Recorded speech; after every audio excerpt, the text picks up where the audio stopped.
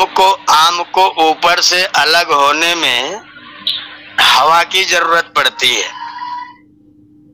कटहल को अलग करने के लिए आपको परिश्रम करना पड़ता है, और नहीं तो वजन होने के कारण टूट करके गिरता है या फिर हवा में बरसात में गिरता है। दूसरे जो फल होते हैं उनमें कुछ न कुछ दूसरी चीजों की आवश्यकता साक्षात प्रतीत होती है। और खरबूजा जमीन पर आराम से रखा है, लता उसके बगल में लेटी हुई है, न लता हिली है, न कोई हवा चली है, न कुछ हुआ है, और खरबूजा अपनी बेल से पक करके अलग हुआ है। तो वो सर्वोत्तम, सर्वश्रेष्ठ और सबके सामने रोज दिखाई देने वाली उपमा है। उस उपमा को वेद ने ग्रहण किया हुआ है। और इसका महामंत्र के तौर पर प्रयोग करते हैं, ओम हौ जू सह ओम भूर्भुवः स्वः ओम त्र्यंबकम यजामहे। इसका क्या मतलब है? वो सब बिना मतलब का तांत्रिकों का प्रयोग है, उसका कोई अर्थ नहीं है, कोई मतलब नहीं है। वो निरर्थक शब्द हैं सारे के सारे, वो निरर्थक शब्द हैं। उनका कहीं किसी वेद में, किसी शास्त्र में, किसी उपनिषद में, किसी गीता में, किसी रामायण में, किसी भी हमारे धर्म शास्त्र में उसका वर्णन नहीं है। ये तांत्रिकों का बिना मतलब का ये है कि मैं कुछ विशेष करता हूँ, मेरा कुछ विशेष है। वो विशेष करके उन लोगों ने इस तरह के शब्द ढूंढ रखे हैं।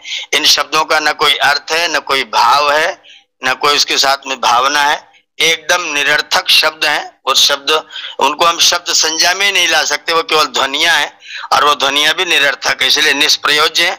उनको बोलने का कोई मतलब नहीं है। ये तांत्रिक मंत्र शक्ति का सिद्धि का ये किस से कहाँ से निकले? इन लोगों का भी ऐसे जमावड़ा जम के रहता है, ये पता नहीं है मुनि जी। स्वामी जी ने सत्यार्थ प्रकाश के ज्ञानों से उल्लास में लिखा है, आप उसको देखिएगा तो जैसे वो चंद्र बिंदु वाला जो अक्षर है, तो वहां गुरु और चेला दो जने बातचीत कर रहे हैं। उन्होंने कहा चल बे, मैं भी उस कलंगी वाले आखर को जानता हूं, मैं भी उस कलंगी वाले अक्षर को जानता हूं। तो उनके लिए चंद्र बिंदु नहीं है, उनके लिए अनुनासिक नहीं है, उनके लिए अनुस्वार नहीं है, उनके लिए वो कलंगी वाला अक्षर है। तो ऐसे लोग जो तुम ये जानते हो, मैं तुमसे ज्यादा जानता हूं, मतलब तुम छोटे गप्पी, मैं तुमसे ज्यादा बड़ा गप्पी, ये सिद्ध करने के लिए अपना कुछ कुछ इधर उधर की ध्वनियां उन्होंने जोड़ रखी हैं, जिसका कोई मतलब नहीं है, जिसका कोई अर्थ नहीं है। वो निरर्थक ध्वनियां हैं, और वो निरर्थक ध्वनियां भाष्यकार पतंजलि जी ने साफ साफ कह रखा है, निरर्थकम माधि गीष्म इत्यध्ययम व्याकरणम। हम निरर्थक न पढ़ें, अनर्थक न पढ़ें, इसलिए हमको व्याकरण का अध्ययन करना चाहिए। तो न तो कोई व्याकरण से सिद्ध है, न कोई वो शब्द है, न कोई ध्वनियां है, वो ग्राह्य नहीं है, वो केवल वितंडावाद है और बिना मतलब की चीज है, इसका कोई अर्थ नहीं है। तो इनकी दुकानें चल रही है किस आधार के ऊपर? इनके अंदर कुछ है या नहीं? वो है, उनकी दुकानें चलती हैं।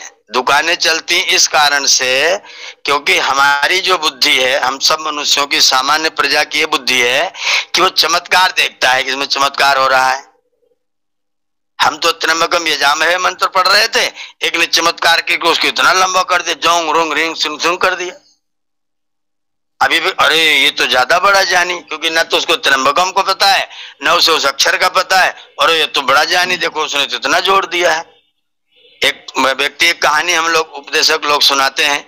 एक व्यक्ति काशी पढ़ने के लिए गया, तो काशी से पढ़ के जब वो स्नातक बन करके आया, तो गांव में होकर के आ रहा था, तो एक सज्जन हल जोत रहे थे।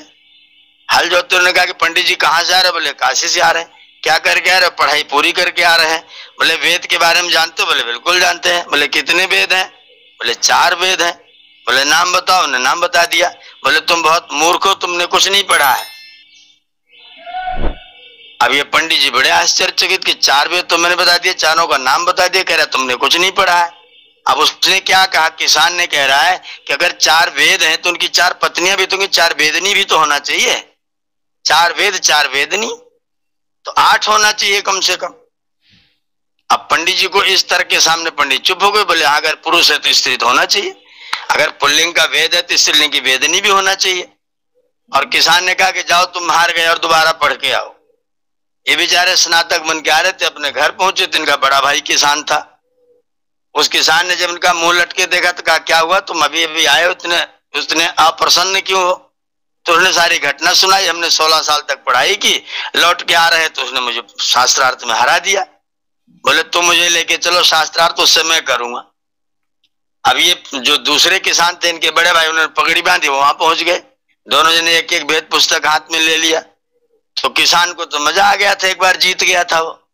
उसने कहा भैया तुम लोग कहाँ से आए? बोले साहब काशी से आए हैं। बोले क्या पढ़ के आए? बोले वेद पढ़ के आए। बोले हमारा तुम्हारा शास्त्रार्थ होगा? बोले कर लो। तो उन्होंने कहा बताओ कितने वेद होते हैं? बोले पहले तुम बताओ। बोले 4 वेद, 4 उनकी वेदनी, कुल मिला के 8 होते हैं। तो ये जो किसान पंडित जी थे गांव वाले, उन्होंने कहा भले आदमी तुम तो महामूर्ख हो, 4 वेद हो गए, 4 वेदनी हो गई, 4 वेदना भी तो होनी चाहिए, बच्चे कहाँ गए? 4 वेद, 4 वेदनी और 8 उनके बच्चे, तो कुल मिला के 16 वेद होते हैं। अब वो किसान हार गया कि हाँ भाई बात तो ठीक है, अगर पति पत्नी है तो उनका बच्चा कहाँ जाएगा? तो अब जो जिसने 16 बता दिया वो बुद्धिमान घोषित हो गया, वो शास्त्रार्थ में जीत गया। तो ऐसी जो सफल लोग हैं वो वही 16 वेद वाले हैं। ये लोग इनने एक मंत्र को उठा करके 8 अक्षर और जोड़ दिए तो 16 वेद वाले हो गए। अब ये ना तो सत्य है कुछ, ना तो कुछ है, उन्होंने शास्त्रार्थ किया, वो जीत गए, वो 16 वेद वाले हो गए। तो ये जो मंत्र जोड़ने वाले लोग हैं वो विजयी लोग हैं, वही विजयी लोग हैं जो 8 जोड़ दिए तो दुनिया उनको विजयी मान रखा है। जो कुछ नहीं जानता है, जिसने वेद के बारे में सुना भी नहीं, उसे तो बहुत बड़े पंडित ने तो इतना बड़ा मंत्र बोल दिया। ये है दुनिया का चाल। उसमें ये है कि हमारे इधर में जो सांप वाले फिरते रहते हैं, वो कबूतर, पेपर को लेकर के कबूतर उड़ाते हैं और मिट्टी को लेकर के शक्कर बनाते हैं, लोगों को दिखाते हैं, खिलाते हैं। ये कहाँ तक, किधर से, कौन सा ग्रंथ से इन्होंने इकट्ठे किया लोगों को मूर्ख बनाने के लिए? मैं इसीलिए गुरुकुल में और अपने विश्ववेद सम्मेलन में भी मैंने एक दिन जादू का कार्यक्रम किया था। एक बहुत बड़े जादूगर है, इटावा में रहते, दिनेश कौशल जी, मैं उनको हर साल बुलाता हूं। वो सारा खरगोश, सारा कबूतर, सारा रुपया, सब चीज हमसे ही मांग मांग के अपने पास में रखते हैं। और उनकी वो कला है कि अपने कपड़े में वो कहां खरगोश को छिपा करके और उसमें से निकाल देते, वो उनकी कला है। वो मेरा बेटा छोटा वाला बहुत छोटा था, उनने कला दिखाई रुपया बनाने वाली, और जब उन्होंने कला दिखा ली तो छोटा बेटा पेपर लेकर के ऊपर चढ़ गया, बोले हमको 1 गड्डी रुपया दे दीजिए, हमको ट्रैक्टर खरीदना है। तो दिनेश जी हंसने लगे। उन्होंने कहा कि बेटा अगर मैं रुपया बनाता होता तो रुपया बनाना दिखाने आता कि बना लेता अपने घर में बैठ करके? मैं जब रुपया बनाता होता तो मैं घर में बैठ के बना लेता, फिर तुमको दिखाता क्यों? ये रुपया बनाता होता मेरे पास रखा हुआ है, मुझसे ही लेकर के जाते हैं और 10-10 रुपया का नोट निकाल, वो अपनी कला है इनकी निकालने की। अब जो व्यक्ति ठीक से नहीं देखता, समझदारी से नहीं है, ये जान लीजिए कि कारण से ही कार्य की उत्पत्ति होती, बिना कारण के कार्य नहीं होता। तो कागज में से खरगोश निकलेगा, अखबार में से निकलेगा, तो बिना मतलब की बातें हैं। अगर कोई कर रहा है उसका हस्त कौशल है, तो केवल हस्त कौशल होता है और दुनिया उसको चमत्कार समझती है, बड़ा भारी बुद्धिमान विद्वान समझती है उसमें कुछ नहीं, वो केवल कला है, हस्त कला, हस्त लाघव है। ठीक है मुनि जी जो शास्त्रार्थ के लिए चैलेंज देते रहते हैं, जैसे शक्ति पुत्र हैं, स्वामी राम भद्राचार्य जी हैं, जैसे रविंद्र कुमार जी हैं, चैलेंज देते घूमते रहते हैं कि हमसे शास्त्रार्थ कर लेंगे, ऐसा नहीं ऐसा है। तो इनका निर्णायक कौन होता है कि सत्य क्या है, सच क्या है? ये लोग जो शास्त्रार्थ घोषित करते रहते हैं, इनके शास्त्रार्थ का कोई निर्णायक नहीं है। और जो निर्णायक हैं वो एक पक्षी है, किसी न किसी पक्ष में है। हमारे पक्ष में तो हमारे पक्ष का निर्णय कर देते हैं। जैसे महर्षि दयानंद का बनारस में शास्त्रार्थ हुआ तो पंडित जी लोगों ने अंत में एक पन्ना दिखाया, बड़ा पुराना फटा गला सा पन्ना था। स्वामी जी ने कहा दिख नहीं रहा, लालटेन लाओ।